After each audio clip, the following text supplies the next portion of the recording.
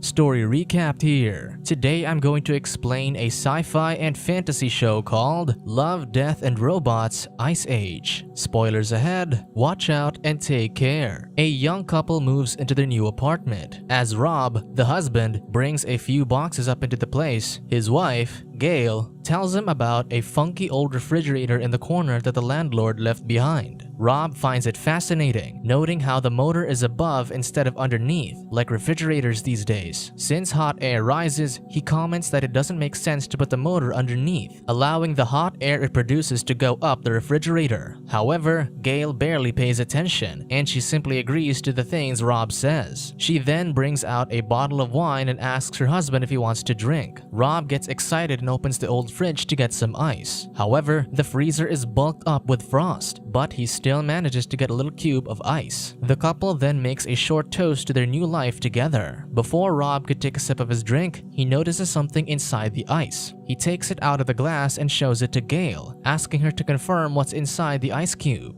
Gail looks closer and becomes just as surprised as her husband. Wanting to confirm what she saw, Gail grabs a magnifying glass to inspect the ice cube closely. Surprisingly, inside it is a miniature mammoth with spears in its body. Gail wonders if there are more of these things in the freezer, so she opens it. She quickly takes out the junk inside and gets shocked by what she sees. With this, Rob takes a peek and comments there's a lost civilization in the refrigerator. True enough, the freezer contains a miniature working medieval city. Everything inside moves so fast, with the little people going through their day normally, unaffected by the two giants hovering near their city. In disbelief, Gail claims that what's happening doesn't make sense, and Rob agrees. She then clarifies that they're seeing an early medieval city, when woolly mammoths died out sometime in the late Neolithic period. Rob shrugs it off and simply agrees with his wife to hide his ignorance. Later on, Rob buries the frozen mammoth in a pot of dirt. Rob seems sad about it, so Gail lightens up the mood and says it'll probably make for a good fertilizer. Curiosity takes over, and the two check the freezer again. To their surprise, everything has changed drastically. What used to be a medieval city is now a modernized place during the Industrial Revolution. Factories and railroads are built, covering the freezer's sky with smoke. The couple knows that they've only been gone for 10 minutes, but decades have already gone by for the miniature people. With this, Gail theorizes that time moves differently inside the freezer. As they witness the Industrial Revolution at great speed, Rob is disappointed that they missed the Renaissance period. He notices two miniature men sitting by a building under construction and wonders if the people perceive them as gods. However, the men are actually making fun of them, seeing them as weird faces in the sky that are staring at the city. One man even comments that he's tired of seeing the broccoli that's stuck in Gail's teeth. Seconds later, modernized buildings are erected. Rob notices things flying around, and Gail identifies them as airplanes. As more skyscrapers are built, Gail believes that the miniature people have reached the present time. Rob confirms this when he sees a Starbucks store and comments that the cafe really pops out everywhere. Just then, he notices something weird, so he takes a closer look. Suddenly, a missile falls into the middle of the city and explodes. The explosion blinds Rob, making him back away and fall onto the floor. Gail helps him up and tells him to calm down, but Rob panics, exclaiming that tactical nukes are exploding in their freezer. However, Rob's face is as red as a tomato, and Gail could barely keep a straight face. As the freezer explodes with huge nuclear bombs, Gail hands a shiny toaster to her husband, letting him see how the heat from the explosion caused his face to glow red. Rob groans, but then he notices that the situation in the freezer just became worse. The couple stares at it as they hear screams, gunshots, and explosions. With this, Gail closes the freezer and says that the people can't possibly outgrow war in a couple of minutes. Hearing this, Rob asks what they should do, and Gail responds that they should order pizza. Later that night, the couple has pizza for dinner while they wait for the situation to die down. An hour has passed, and Rob recommends that they should check out the freezer. He hopes that the miniature people had a chance to rebuild their city, but Gail gently tells them that they need to embrace the possibility that they didn't make it. Still, Rob goes to the freezer and opens it anyway. To their surprise, the freezer glows with luminous cities and flying cars. Gale claims that it looks like the Emerald City, but with less emerald and more futuristic devices. The sight of this makes Rob ecstatic, marveling at how beautiful everything is. Suddenly, a building emerges right in front of them, and Rob jokes that it looks like an adult toy. Just then, everything escalates, and a massive pyramid appears in the middle of the futuristic city. It glows brightly and consumes power from the bridges attached to it. Eventually, it turns into a diamond-shaped fortress and consumes the whole city until it bursts into a ball of energy. The majestic energy explodes like a star, and streaks of light begin to zoom around Rob and Gale's kitchen, filling their apartment with light. The wondrous light fascinates them both. During this period, it seems like the miniature people have figured out the secrets to time and space travel. After this, the streaks of light return to the freezer, gather into a sphere, and disappear. This wipes out the smiles on Rob's and Gale's faces, confused at what they just witnessed. Rob wonders if the miniature people will ever return, but Gale thinks it's unlikely. Because of this, Rob mournfully pulls the refrigerator's plug, as if he's accepting that those tiny people will never return. Knowing that Rob has grown fond of the miniature people, Gale hugs him in comfort. She then closes the freezer, deciding to call it a day. The next day, Rob pours their cups of coffee and hands one to Gale. Without saying a word to each other, both wonder about the miniature civilization in their freezer. With the slightest bit of hope that the miniature people are still alive, they open the freezer again to find cold mist pouring out despite it being unplugged.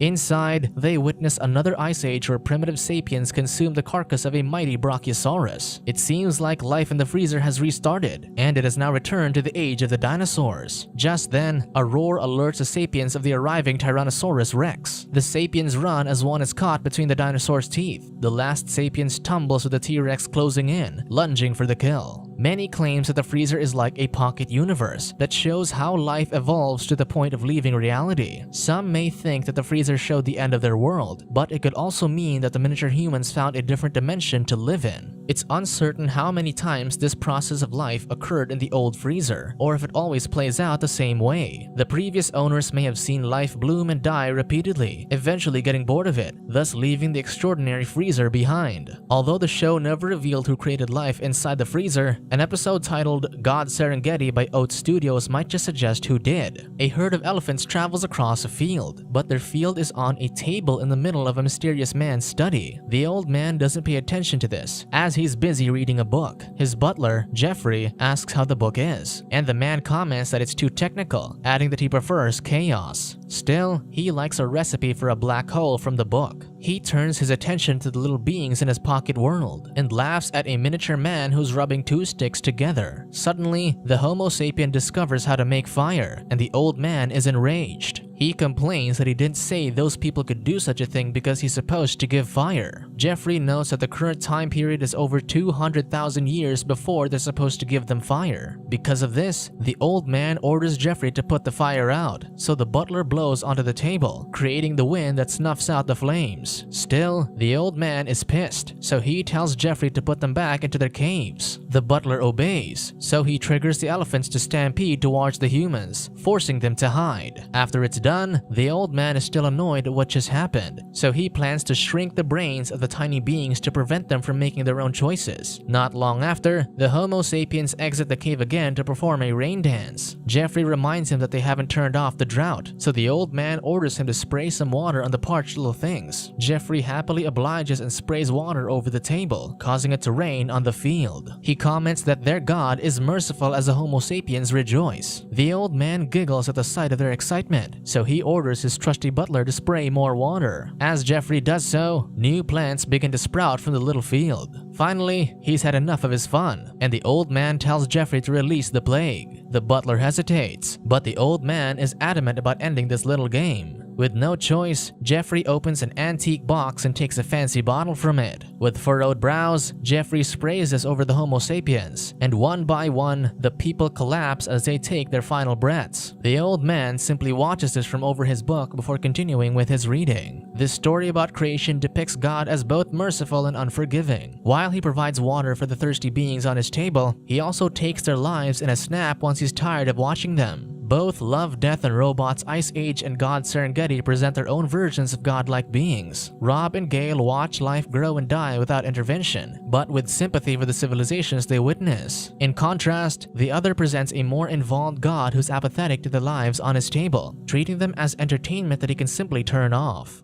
Subscribe to watch more videos like this. Turn on notifications. And leave a like, it really helps the channel out. Thank you for watching.